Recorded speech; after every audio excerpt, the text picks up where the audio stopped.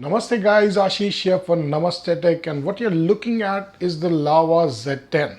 Their first attempt to get into the most competitive segment, that's 10,000 mark of smartphones in India.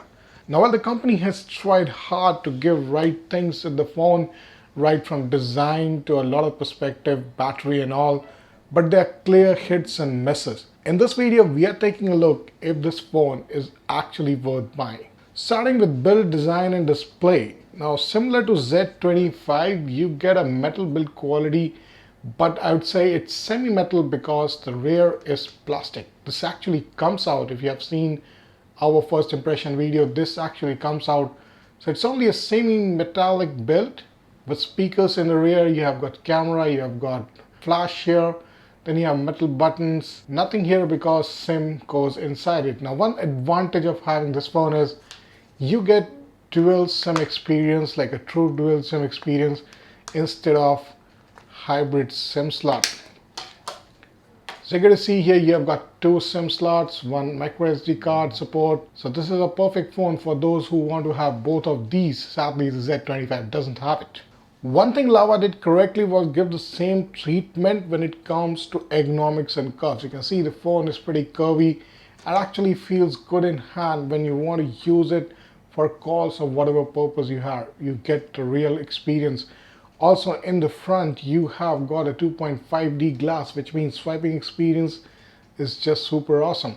You get a 720p IPS display. It's oleophobic coating. The bezel is 1.9 mm compared to 2 mm on Z25, and it's a 5-inch screen phone. Coming back to display, I got a very satisfactory experience when it comes to daylight readability. The brightness is really superb. However, one thing which annoyed me by a big time is the ambient sensor. When I take it out of pocket and use it in sunlight, it takes 10 seconds to get the right brightness, and which is like noticeable and annoying. Let's talk about performance. Well, the specifications are running right on the screen. How was it on its daily users, real life experience? If I have to put in very simple words, the performance is not up to the mark. It's usable, but there are hiccups and here and there. Now many a time I see apps reloading when launched from memory itself, which is not really expected. Now let's talk about camera, something Lava has been trying to put in the front of everybody. Well, everybody is trying to do. Take it Oppo, take it Vivo, they are selling camera phones. And camera is something Lava is also emphasizing on. So Z10 houses a 8 megapixel f2.0 aperture. In the rear, got a single LED flash. It uses 5-layer lenses with blue light filter. So when you're actually taking spotlight photos where you have light in the background, it cuts the flare off. One thing you should note that Lava is offering the same software experience as Z25. So you get bokeh effect, night pro, SDR, panorama. But at the end, how are the picture quality? So here's what I think. Daylight photos are pristine clean, sharpening is not overdone, so it's just okay. Photos are vibrant, so you also get the color tone right for the Indian skin. It's not pinkish, it's the way it is. Default dynamic range is decent, low light photos lose texture details and overall sharpness, so you get a lot of grains. Low light performance is really bad, something which I didn't expect, even though the software tries to compensate, but it fails mostly. At the end results being shaky and blurry photos. Low light focusing is dud. The bokeh is artificial and mostly the circular bokeh effect gives it away. SDR mode is hard on contrast, but it does a decent job recovering the highlights. Talking about the front camera, you get a 5 megapixel with LED flash and f2.2 aperture. The selfies came out disappointing, especially in low light. The photos lose texture, details and overall sharpness. And in broad daylight it is better, but not something selfie lovers will appreciate.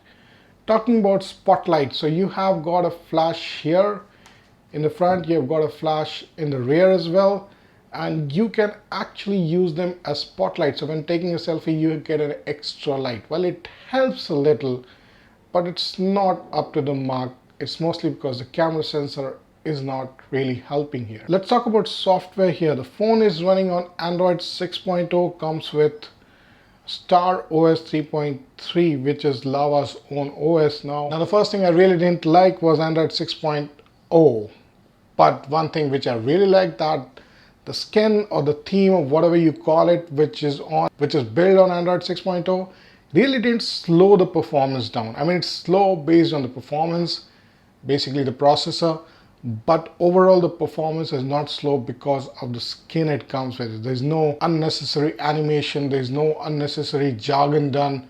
Like for example, if you take ASUS Zen UI, is pretty bloated. There's something not Lava has done, and I really appreciate that.